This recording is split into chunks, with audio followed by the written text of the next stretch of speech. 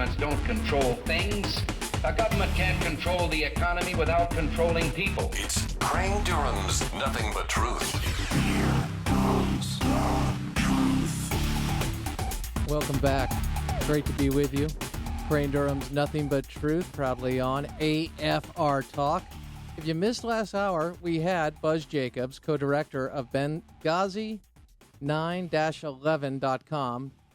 That is the website, and a way you can look at the documentary that they are putting together. Obviously, a big day in testimony.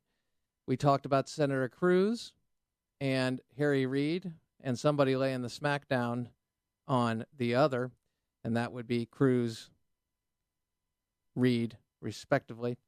And then we moved to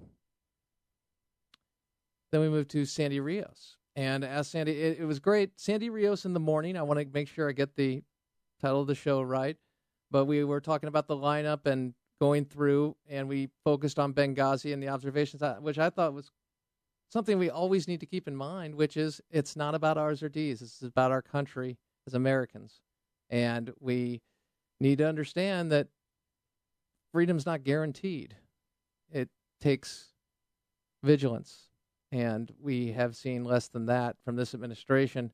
And on this particular issue of Benghazi, we've seen what many have called a scandal, including Charles Krauthammer, in referencing the fact of whistleblowers being silenced and the reports of that. Victoria Townsend, the lawyer for Greg Hicks, star witness today, arguably, spoke to that earlier on about how the State Department was trying to silence her client. And that led Charles Krauthammer, after some reflection over the overall issue, to say this. Roll it.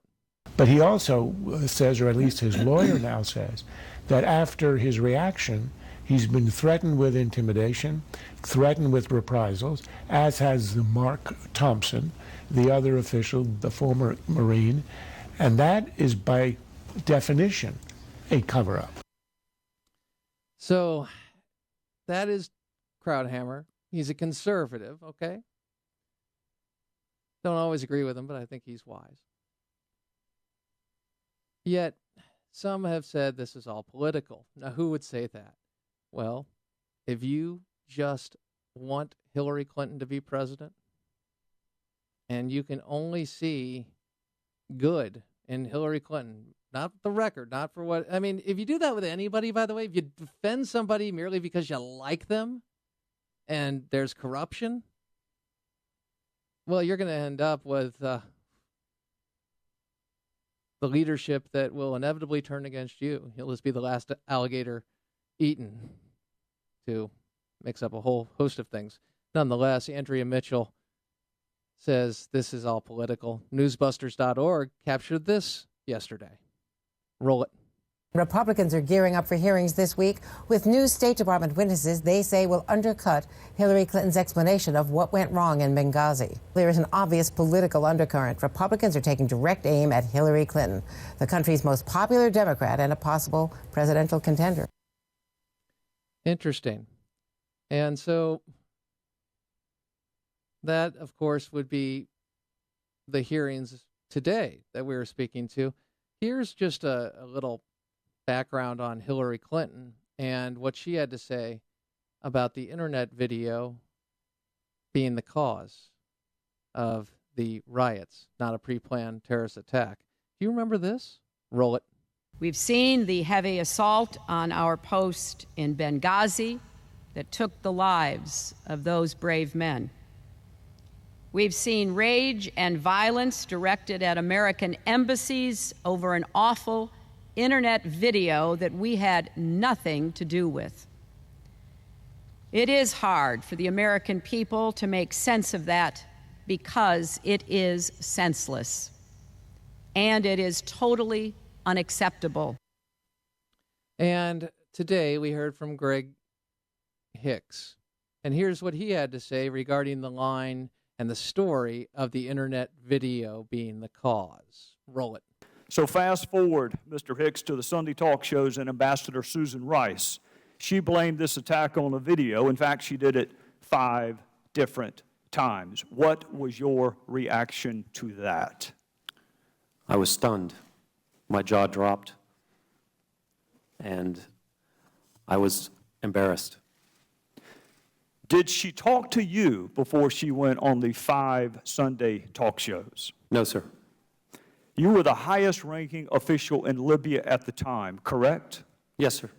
And she did not bother to have a conversation with you before she went on national television? No, sir.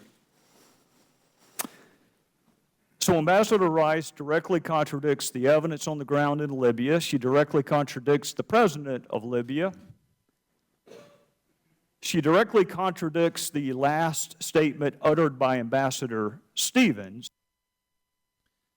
Yes, and Hillary Clinton knew that night that it wasn't because she spoke with Mr. Hicks.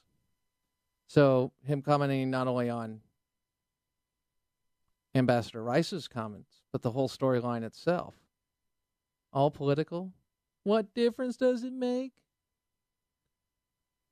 We've been talking about this being an issue of credibility. We said it from day one.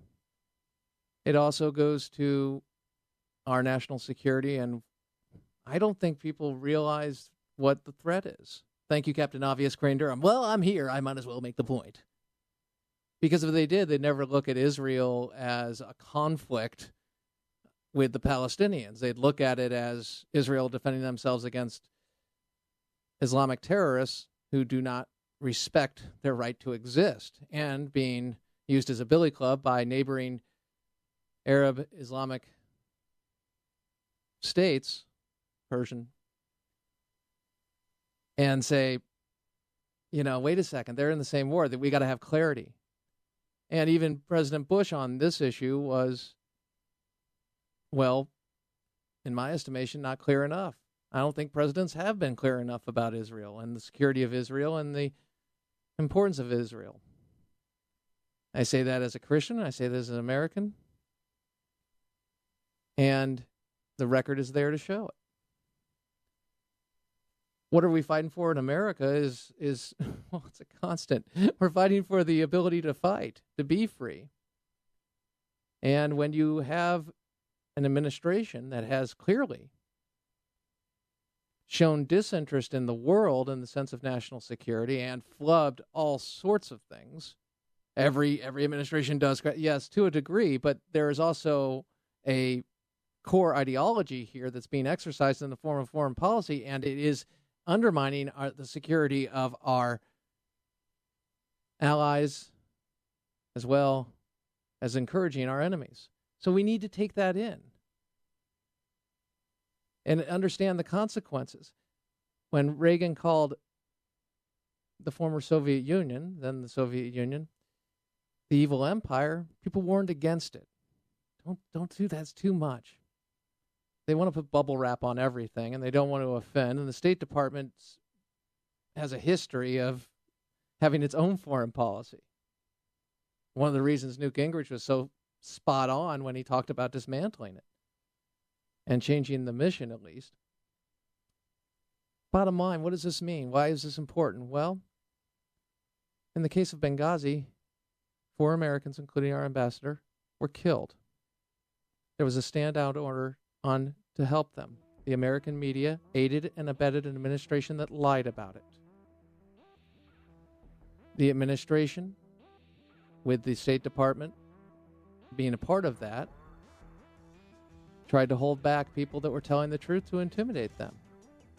News organizations delayed release of information and didn't do their follow-ups. We've seen that before. But what is the consequence for overall national security? How does it impact our soldiers? Well, guess who's back? The colonel is. Inside Gitmo, he wrote it. Separated at birth, North Korea, how North Korea became the evil twin, he wrote it. He's also a Green Beret and a man who's dedicated his life to helping veterans. He's next. Crane Durham's Nothing But Truth. Gordon Kukulu next. AFR Talk.